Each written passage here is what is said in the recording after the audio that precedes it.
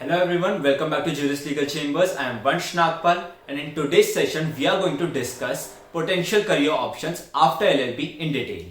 वैसे तो लॉ अपने आप में एक बहुत डाइवर्सिफाइड फील्ड मानी जाती है, बट इसकी स्टडीज काफी और फील्ड्स में भी काम आ सकती है, such as politics, news reporting और चार्टेड अकाउंटेंट एटसेट्रा. बट आज के इस सेशन में हम डिटेल में कुछ ऐसी फील्ड्स के बारे में डिस्कस करेंगे जहां पे हम 3 ईयर लॉ कंप्लीट करने के बाद या 5 ईयर लॉ का इंटीग्रेटेड कोर्स करने के बाद डायरेक्टली इन फील्ड्स में एंटर कर सकते हैं. So let's begin the video. Starting from the most common one, litigation. जब भी कभी आप 3 ईयर लॉ या 5 ईयर लॉ कंप्लीट कर लेते हैं तो आप लॉयर बन जाते हैं, पर एडवोकेट बनने के लिए आपको बार काउंसिल का एग्जाम क्लियर करना पड़ता है. बार काउंसिल का एग्जाम क्लियर करने के बाद सर्टिफिकेट ऑफ प्रैक्टिस बार की तरफ से अलॉट होता है, and once you get this certificate of practice you can pursue litigation as your career.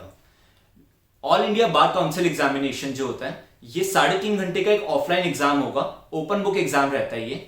इस एग्जाम में अपियर होने के लिए कोई भी मिनिमम एज नहीं है और कोई मैक्सिमम एज भी नहीं है. इसके लिए बस आपको मिनिमम अपनी लॉ की डिग्री चाहिए होती है. लिटिगेशन के अंदर एडवाइस ये करा जाता है कि एक स्पेसिफिक फील्ड में जाया जाए, such as cyber law, IPR, जो आज की डेट में एमर्जिंग फील्ड्स है, जैसे एनवायरमेंटल लॉ या फिर human rights, rights of women and children etcetera.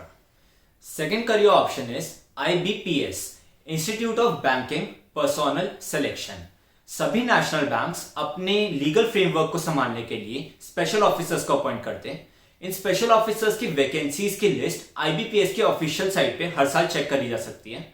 यहाँ पे IBPS का स्पेशल ऑफिसर का एग्जाम क्लियर करने के लिए मिनिमम क्वालिफिकेशन जो है वो लॉ की डिग्री होल्ड करना है, whether it is a 3 year law और 5 ईयर इंटीग्रेटेड लॉ. इसके अलावा मिनिमम एज 20 ईयर्स है और मैक्सिमम एज इसमें अपियर होने के लिए 30 ईयर्स है. टोटल 150 मार्क्स का इसका एग्जाम होता है, जिसमें प्रिलिमिनरी, मेंस और इंटरव्यू के बेसिस पे सिलेक्शन होता है स्पेशल ऑफिसर्स का. Third career option is APPO और ADPO. Criminal acts are considered as wrong against society और द स्टेट. कभी भी अगर ऐसे किसी क्रिमिनल एक्ट में स्टेट को जो रिप्रेजेंट करते हैं, ऐसे एडवोकेट को हम प्रोसिक्यूटर बोलते हैं, जिसे हिंदी में सरकारी वकील भी बोला जाता है. पब्लिक प्रोसिक्यूटर की पावर्स को सेक्शन 24 ऑफ CRPC में डिस्क्राइब कर रखा है, पर पब्लिक प्रोसिक्यूटर डायरेक्टली बनने के लिए कोई एग्जाम नहीं होता. असिस्टेंट पब्लिक प्रोसिक्यूटर बनाने के लिए हर स्टेट का अपना अलग अलग एग्जाम होता है और वहीं से प्रमोट होकर फिर पब्लिक प्रोसिक्यूटर बनते हैं. असिस्टेंट पब्लिक प्रोसिक्यूटर बनने के लिए अलग अलग स्टेट्स के अंदर अलग अलग नाम से एग्जाम्स होते हैं. Assistant public prosecutor exams officer APPO या फिर assistant district prosecution officer ADPO के नाम से एग्जाम्स होते हैं अलग अलग स्टेट्स में, जिनका सिलेबस डिफर करता है. दिल्ली के अंदर जो ऑर्गेनाइजेशन APP को असिस्टेंट पब्लिक प्रोसिक्यूटर को अपॉइंट करती है उसका नाम डायरेक्टरेट ऑफ प्रोसिक्यूशन दिल्ली है, और यहाँ पे मिनिमम क्वालिफिकेशन जो है इसमें अपियर होने के लिए वो लॉ की डिग्री होल्ड करना, साथ में बार का 3 साल का मिनिमम एक्सपीरियंस, एंड इसके अलावा मैक्सिमम एज जो जनरल कैटेगरी के लिए प्रिस्क्राइब कर रखी है वो 30 इयर्स है.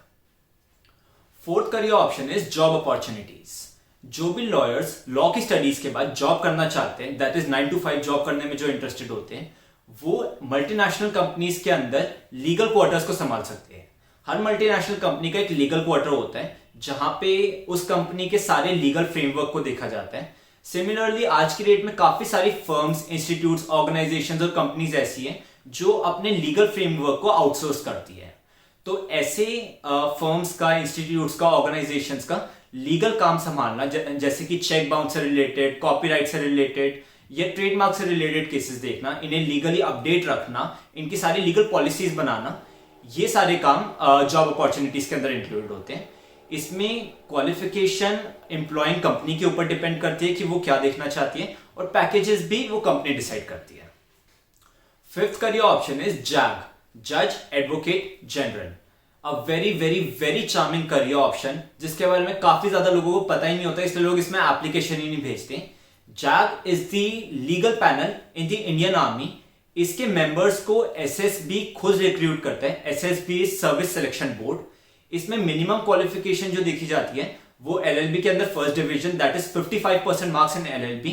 इसके अलावा LLB 21 इयर्स मिनिमम एज है इसमें अप्लाई करने के लिए, और मैक्सिमम एज 27 इयर्स है. इसमें कोई भी रिटन एग्जामिनेशन नहीं होता. आपको आपके एप्लीकेशन के बेसिस पे शॉर्टलिस्ट किया जाता है। Once you get shortlisted you are called for interview. 5 दिन का इसमें टोटल इंटरव्यू होता है, उसके बेसिस पे आपका सिलेक्शन होता है। जैग में सिर्फ एसएससी एंट्री होती है। SSC entry short service commission, जो 10 ईयर्स की आपकी एंट्री होती है जैग के अंदर, और इसे एक्सटेंड किया जा सकता है 14 ईयर्स तक। एपीआर रिपोर्ट देखकर इसे परमानेंट कमीशन भी बनाया जा सकता है। एंड यहाँ पे कोई भी रिजर्वेशन नहीं होता जैग के मेंबर्स के लिए। एससी, एसटी, ओबीसी कोई रिजर्वेशन नहीं होता, सारे जनरल कैटेगरी में ही आते एक तरीके से। Once you get selected in this, 49 weeks की इसकी ट्रेनिंग होती है ओटीए चेन्नई के अंदर। ट्रेनिंग के अंदर physical training, training in arms हो गई, defence knowledge, general knowledge, current affairs, ये सारे सब्जेक्ट्स इसमें होते हैं। 6th career option for law aspirants is UPSC, union public service commission. Law की डिग्री मिलने के बाद टोटल 3 करियर ऑप्शंस होते हैं जो यूपीएससी क्लियर करने के बाद लॉ स्टूडेंट्स के लिए होते हैं। Assistant legal adviser, assistant law officer and company prosecutor, that is in ministry of corporate affairs. LLB की डिग्री मिलने के बाद यहाँ पे बार काउंसिल का थोड़ा बहुत एक्सपीरियंस और इसके अलावा कुछ स्पेशलाइज्ड नॉलेज के बाद यूपीएससी क्लियर करने के बाद इन पोस्ट पे डायरेक्टली आ सकते हैं law students. Moving on to the last and the most desired career in LLB, judicial services. To become a judge or a judicial officer, one needs to clear the exam of judicial services. Judicial services का all India level पे कोई भी exam नहीं होता, ये हर state का अलग exam होता है जिसका हर स्टेट का अलग सिलेबस होता है। इसमें टोटल 3 लेवल्स होते हैं एग्जाम के अंदर, प्रिलिमिनरी एमसीक्यू फॉर्म में, मेंस रिटन फॉर्म में और इंटरव्यू। इन तीनों के बेसिस पे, मार्क्स के बेसिस पे आगे फिर जुडिशियल सर्विसेज में एडमिशंस होते हैं। सिविल जज, that is the lower level और एंट्री लेवल एग्जामिनेशन, इसमें मिनिमम एज 21 ईयर्स होती है अप्लाई करने के लिए और मैक्सिमम एज 35 ईयर्स होती है। एंड यहाँ पे बार का अब तक कोई भी मिनिमम एक्सपीरियंस नहीं चाहिए होता। नेक्स्ट इज एडिशनल डिस्ट्रिक्ट जज, that is the higher level examination. इसके अंदर मिनिमम एज अप्लाई करने के लिए 35 ईयर्स होती है और मैक्सिमम एज 45 ईयर्स होती है।